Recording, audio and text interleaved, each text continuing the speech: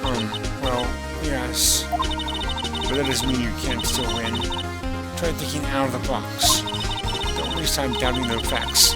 Assume the clock was 3 hours slow, and think through it. Ask yourself, why was the clock 3 hours slow?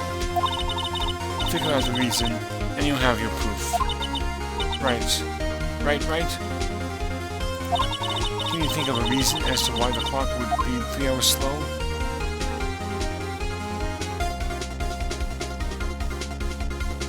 Yes. Wait. Maybe I can prove it. You must have evidence somewhere in that can prove it, right? Find it and let them have it. Well, Mr. Wright, you see the clock was already running slow on the day of the murder. Have you found any evidence to support this claim? Of course. There was a piece of evidence in the court record that can prove my claim beyond a doubt. Ha! Tough words. Let's see you pull this one off. Let's see this evidence that proves why the clock was running slow. It's the passport. Take that! The victim had just returned home from abroad the day before the murder. As we all know, the time difference between here and Paris is 9 hours. I believe that puts this location in LA, Los Angeles. When it's 4 p.m. here, it's 1 in the next day there. The clock wasn't 3 hours slow, it was 9 hours fast. The victim hadn't reset her clock since returning home. That's why the time you heard when you struck her dead in an apartment was wrong. Proof enough for you, Mr. Sart? Or should I say, Mr. Did It?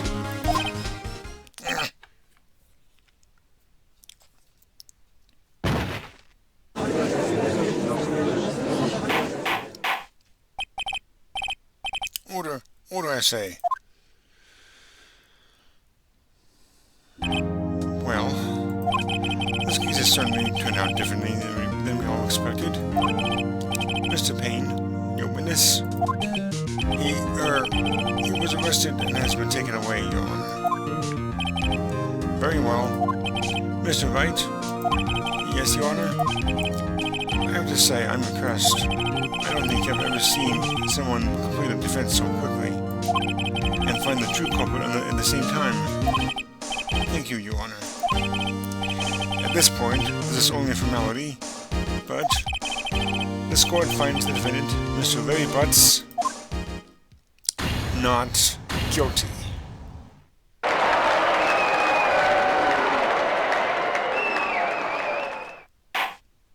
And with that, this court is adjourned.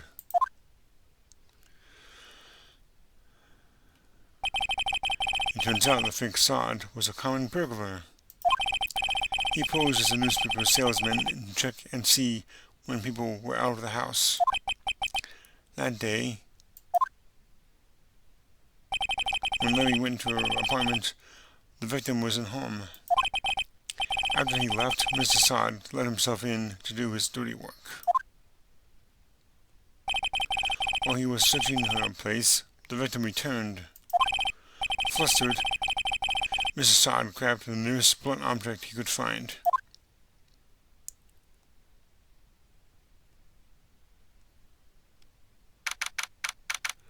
August 3rd, 2:32 p.m., District Court, Defendant Lobby Number 2. Whew, I still can't believe we won. Right, good job in there. Congratulations. Thank you, Chief. I owe it all to you. Not at all, not at all. You fought your own battles in there. It's been a while since I've seen a trial end on such a satisfying note.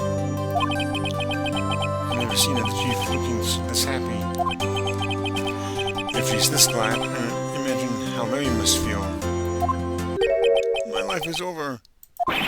Larry, you're supposed to be happy. What's wrong now? Aw, Nick. Don't worry about me. I'll be dead and gone soon. Good. Wait, no, I mean, bad. Larry, you're innocent. The case is closed. But my Cindy Winnie's gone, man. Gone forever. Really, she was a... No, never mind. Congratulations, Harry. Harry? Yes, you. I can practically see the headlines now. Harry butts innocent. Thanks. I really owe you one. I won't forget this, ever. Let's celebrate. Dinner? Movie? My treat. Oh, no, I couldn't. Hey, I was the one who got you off the hook. Oh, hey. Here, take this. It's a present. A present? For me? Wait. Wasn't this the evidence that... Actually, I made this clock for her. I made one for her and one for me. Really? You made this? Well, thank you. I'll keep it as a memento. Yo, Nick. Can you believe it? I was so into that chick. And she was just playing me for a fool. Don't that make you want to just cry?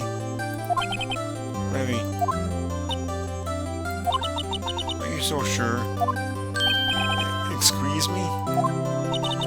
I think she thought quite a lot of you, in her own way. Nah, you don't gotta sympathize with me. It's okay. Oh, I'm not just sympathizing, really. Isn't that right? Don't you have something to show her show your friend? Something that proves how she felt about him? Huh? Oh, yeah, right. What the heck is she talking about? It's the statue. Take that! Check this out, Larry. Proof positive you weren't just some chump to her. Huh? What about that clock? This is the clock you made for her, Larry. And she took it with her when we traveled. Whatever. She probably just needed a clock, that's all. You think so? It's a pretty heavy clock to take traveling. I'll make of it what you will. Hey, Nick. I'm glad I asked you to be my lawyer. Really, I am. Thanks. Hope that made them feel a little better. Right? I hope you see the importance of evidence now. Also, hopefully you realize things change depending on how you look at them. People, too. We never really know if our clients are guilty or innocent. All we can do is believe in them. And in order to believe in them, you have to believe in yourself. Right? Listen, learn, grow strong. Never let go of what you believe in. Never. Well, I think our work here is done. Shall we be off? Yeah, I guess so. Say, how about dinner on me? We'll drink a toast to innocent butts. Yeah. Oh, speaking of Harry, you were saying part of why you became a lawyer was because of him. Yeah, part at least. You'll have to tell me more about it sometime. Maybe over drinks? And so my first trial came to a close. Larry slapped me on the back and said, "Gee, Nick, it's good to have friends. But I'm pretty sure he's not going to pay us, unless you count the clock he gave Mia." I didn't know it then, but that clock was soon going to be at the center of another incident. And my promise to tell the chief about me and Larry would be one promise that I wouldn't be able to keep. The end.